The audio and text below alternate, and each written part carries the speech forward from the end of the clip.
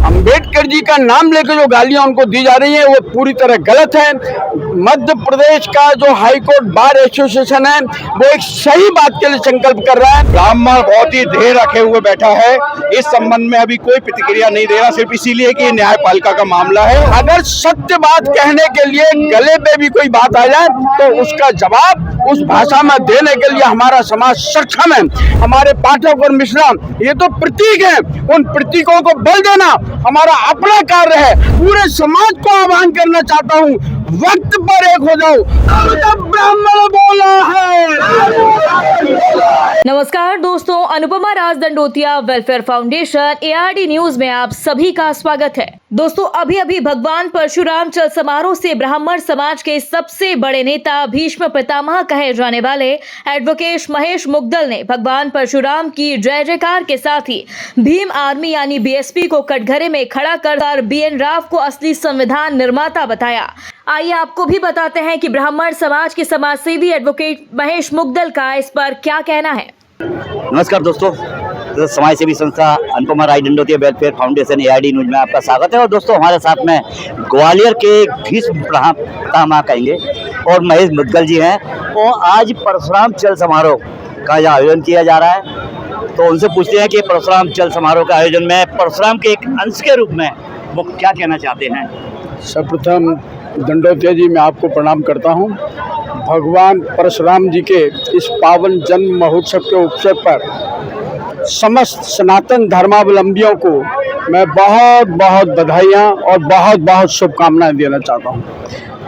परमपिता परमात्मा अखिल ब्रह्मांड नायक ईश्वर भगवान विष्णु ने जब यह अवतार धारण किया, उस समय की जो तात्कालिक परिस्थितियां थी, पृथ्वी पे अनाचार, दुराचार और व्यभिचार ये बहुत व्याप्त था।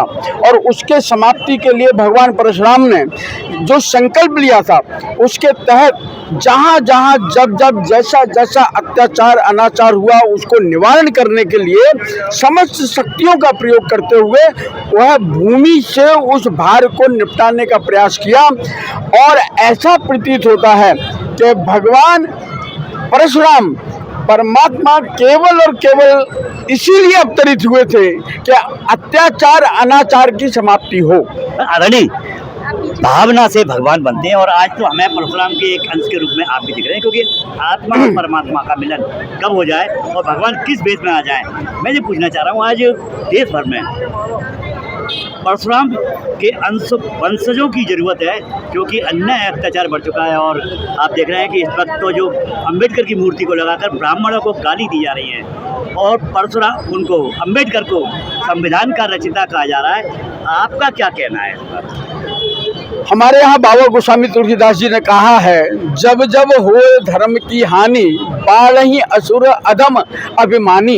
यह जो संक्रमण काल आज के समय में चल रहा है, ये वही संक्रमण काल है। ब्राह्मण को ही नहीं, हिंदू सनातन धर्म को जो भी कोई उसका अनादर करेगा, उसके प्रति दुर्भावना रखेगा, वो सनातन धर्म के प्रति दुर्भावना के वशीभूत होकर अपनी जवान को गंदा करेगा, निसंदेह वह पूरी तरह विध्वंस उसका होगा, इसमें कोई दो मत नहीं। ब्राह्मणों को गाली दी जा रही है, मिश्रा को गाली दी जा रही है, पवन पाठक को गाली दी जा रही है, इस पे आप क्या कहना चाहेंगे? मैं पूरे मनोयोग से, पूरे ब्राह्मण समाज ने, पूरी मानवता की ओर से, क्योंकि पवन पाठक या मिश्रा जी किसी ध्येय के प्रति समर्पित हैं, वह एक कानूनी बात कर रहे हैं। अंबेडकर जी का नाम लेकर जो गालियां उनको दी जा रही हैं वो पूरी तरह गलत है। मध्य प्रदेश का जो हाईकोर्ट बार एसोसिएशन है वो एक सही बात के लिए संकल्प कर रहा है। उसका कहना केवल इतना है कि नीतिगत तरीके से काम हो, उसको कम से कम जो नियम और कायदे कानून है उनको फॉलो किया जाए। उनने कभी किसी का विरोध नहीं किया, लेकिन उनने जो विरोध किया है उसके लगाने के तरीके का विरोध किया है। उनने जो विरोध किया है हठ धर्मता का विरोध किया है। उनने जो विरोध किया है कानून को ताक पर रख के जो किया जा रहा है उसका विरोध किया है। उनने जो विरोध किया है, आगे मानवता को क्या संदेश जाएगा, तमाम हाई कोर्ट के जो परिसर हैं उनके लिए क्या संदेश जाएगा, यह उनने प्रतिपादित किया है। तो पूरी तरह केवल ब्राह्मण समाज नहीं, समस्त समाज जो कानून के तहत कानून की बात को मानता है वह उसको ये मानता है और वह उसके साथ में लगा रहता है। कानून का राज स्थापित हो, यह हमारे समाज का प्रथम दायित्व है और वो उस संकल्प को पूरा कर रहे हैं।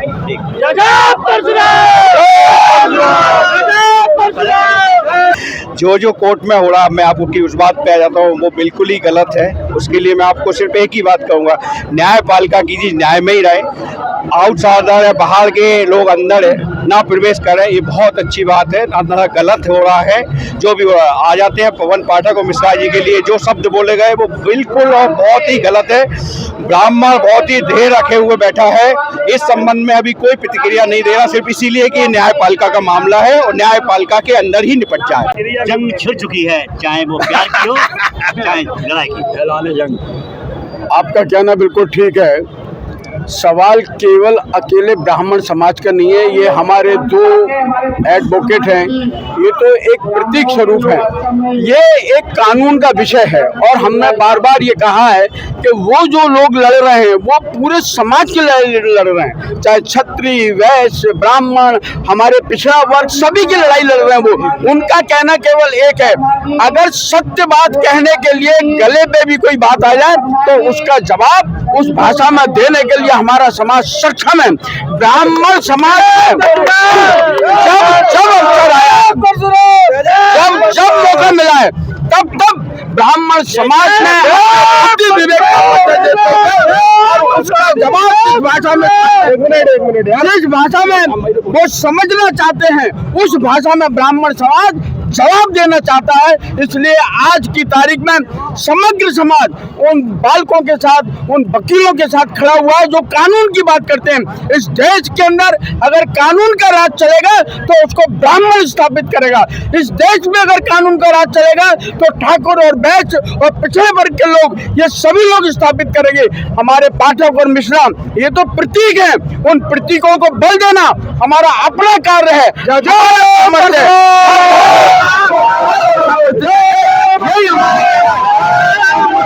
मैं आपके माध्यम से पूरे समाज को आह्वान करना चाहता हूँ, वक्त पर एक हो जाओ, अपने जो भी कुछ थोड़े बहुत बिंदुओं को एक तरफ रख दो, लेकिन जब ऐसा समय समाज के किसी भी व्यक्ति पे आए तो अपन सब लोग एक हैं। हम इसी बात के साथ कि भारत माता की, भारत माता की आवाज दो, आवाज दो, आवाज दो। जब ब्राह्मण बोला है,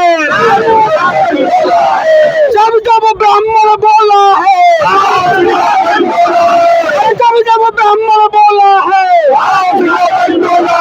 भारत माता की, धर्म की, अधर्म का, प्राणियों में शुक्र। तो दोस्तों, आपने देखा कि किस तरह से महेश मुग्दल ने ब्राह्मण समाज को अपमानित करने वालों को लताड़ लगाई। इसी के साथ ही धृतराष्ट्र बना पूरा समाज अब जागने लगा है।